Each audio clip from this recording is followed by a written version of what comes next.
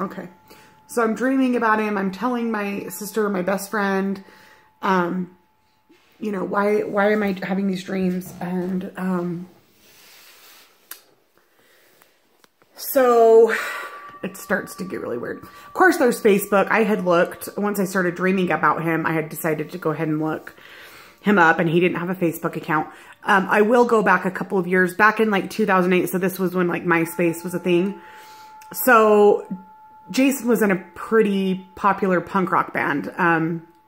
They did Warped Tour, and they were really popular locally, and they toured around America and stuff like that. And, you know, punk rock was never my thing, but I was super proud of him. And I remembered when I heard back in like 2005 through 2008 that his band had picked up. I remember thinking like, that's cool. And then I got on MySpace, and I remember seeing that the name of his band was Skint, and that Skint had a MySpace page. So I went on there and just kind of looked, and I wouldn't say like a full-blown stalk, but I definitely like went on there, and there was pictures of him, and I just thought, oh, that's so cool, you know. And I'd reached out at the time and just said, hey, you know, I'm a friend of Jason's. Will you let him know that I said hi or something? Like, I tried to get a message to him somehow at that time. Like I said, I believe 2007 or 2008. I'm not sure. And then I had run into him in 2009 or 2010 at a grocery store. And I mean, he was absolutely like a deer in the headlights. And I was just like, hey, and I had just got off work. I was in my scrubs, and I was like, come here and give me a hug. And I gave him a hug, and he was just like, I mean, his energy was so like this, like back up. Well, apparently he had just had his second child. So, but with his second child with his second woman. So his first kid was like 13, 14 years old. So there's a big gap. So he had just had this baby. They weren't married. So I think he was just like, get away from me. I obviously still, you know, think that he had feelings for me. I didn't realize all those years that he did, but okay. So back to I'm dreaming about him. I try to look on Facebook. He doesn't have a Facebook page. So I just kind of leave it at that. I just kind of have it in my head, but I'm dreaming about him like constantly now. So, you know, me and Nate are struggling, but we're still together. And, one night we're at dinner at one of our favorite pizza pubs, and we're sitting there, and we've just ordered our drinks, and I look up, and literally Jason is staring down at me, eye contact, but he pretends he doesn't see me, but we literally locked eyes, and then he went and sat down, and I'm like, what in the actual fuck? Like, now this is 2013. I haven't run into him since 2008, 2009, and I've maybe run into him 2 times or 3 times in the last 20 years, okay?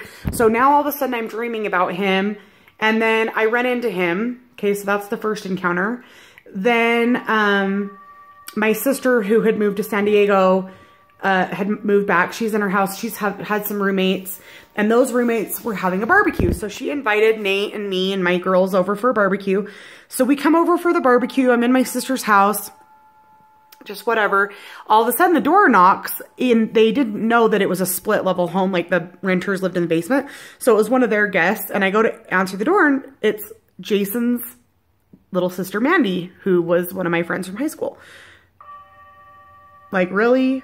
Like, I'm like, hey, and she's like, oh, hey. She's like, what are you doing here? I'm like, my sister lives here. She's like, oh, I'm here for a barbecue. Well, her husband was friends with the renter that lived downstairs. So she was there for the barbecue. So I'm like, oh, they actually live in the basement, but you can go around the backyard. So I go in the house. It literally took my breath away. I start crying. My sister's like, what is wrong with you? And I'm like, that's Jason Rowland's sister. And she's like, so? And I'm like, but I've been having all these dreams about him because, you know, I've been telling my sister, sorry, my dog. She's like, yeah, I guess that is pretty weird, you know? So there was like number 2. So then I'm just starting to like obsess. I'm still dreaming about him. And now all these other synchronicities are happening. And what was the next one that happened? So then Nate and my relationship continues to deteriorate. His drug abuse starts to become more blatant. He's giving 0 fucks to the point where he quits his job that he'd had for over 20 years. Just quits his job. He was a high school dropout. So the fact that he even had that job to begin with was just like a huge blessing. I don't know what he thought he was going to do. He quits his job. I'm just like, basically told him that I was done with the relationship. The only reason why we're staying together is because neither one of us had the means to get out, you know? So, you know, he and I got in an argument one night, and me and my sister, you know, the same one who I'd lived in the house with, she was, you know, newly divorced too. And so we're both kind of like, you know, we'd heard about this new club, and it was a kind of a newer, fancier club for the area. Neither one of us had been to it before. So we decided to go out and buy dresses and get all dolled out and go to the bar. So that's what we do. And we're at the bar and we're having fun. We're having drinks, and all of a sudden, I'm sitting there mid-conversation and I get a tap on my shoulder and I look up and it's literally Jason. And unbeknownst to me, he had been involved in the building of this bar. He does metal work. And so, coincidence? I think not. So, oh, I gotta go back. So the night that I ran into his sister, I get drunk, like I do, and I go up to her and I'm like, you know what? You need to tell your fucking brother to stay out of my dreams. And she was like, what? And I just go, you just need to tell him he needs to stay out of my fucking dreams. So I kind of totally forget that I've even done that, but she goes home and the next day calls her brother while he's at work. And she's like, you're never going to believe who I ran into. And he's like, who? And she goes, Rhiannon. She told me to give you a message. She told me to tell you to stay out of her fucking dreams. And of course he was just like, what the fuck? But it intrigued him. So, anyway, so then like another week or so goes on. So now we're at the end of June. This is the night that I'm at the bar. So he taps on my shoulder. I look up. I don't know that Mandy has told him that message. I kind of even forgot that I'd even said it. But I look up and I'm just like, oh my God, what are you doing here? Like, I am tripping. I'm just completely tripping.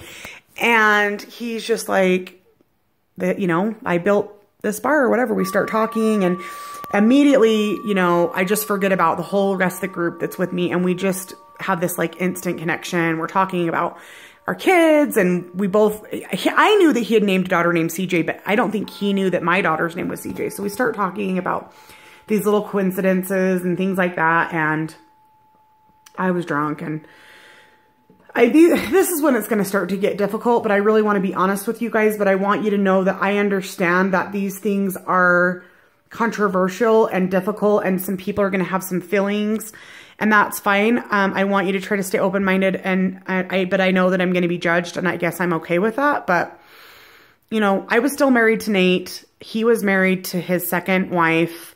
I guess they had just gotten married in January, but they'd been together for about 10 years. So, you know, we shouldn't have been doing these things, but we ended up connecting that night. We didn't have sex. We didn't do anything like that, but we did make out in the bathroom. So, and then it was time to go, and he walked me. We missed our ride. We were drunk. We obviously couldn't drive, but my sister just lived right there in town. So he walked my sister and I home to her house, and then had a friend come pick him up. But we didn't exchange phone numbers. He wasn't on Facebook. So I was, you know, the next day I wake up and of course I call my best friend immediately. I'm like, oh my God, you're never going to believe who I ran into. I ran into Jason. This is just getting crazier and crazier by the day. She's like, what happened? I'm like, we made out, which I felt guilty about. I actually didn't know that he was married at the time. I knew that he had kids. I knew that he had a girlfriend, but I didn't know they were married. I'm not saying that's okay, but that's what I thought. And so anyway, I was like, but we didn't exchange number. He's not on Facebook. I'm probably never going to see him again. That was just a one-time thing. So, that's the end of June. So here we are, fast forward to like the second week of July. And I am at Costco shopping for a camping trip that I'm getting ready to go on with my LDS family. And I get the little Facebook Messenger bling, and I look down and it says Jason Skint, and there's no profile picture. And I'm like, oh my God, what the fuck? So I open the message and he's just like, I cannot stop thinking about you. And, you know, I'm only going to do this once. If you want me to go away, I will go away. I will never bother you again, but I cannot stop thinking about you. And I just, you know, want to know if you're thinking about me. So I basically just start talking to him, and I'm just like, yeah, I mean, I can't stop thinking about you either. And so the relationship kind of starts from there. We're getting ready to need to start another video, so we're going to pause right here.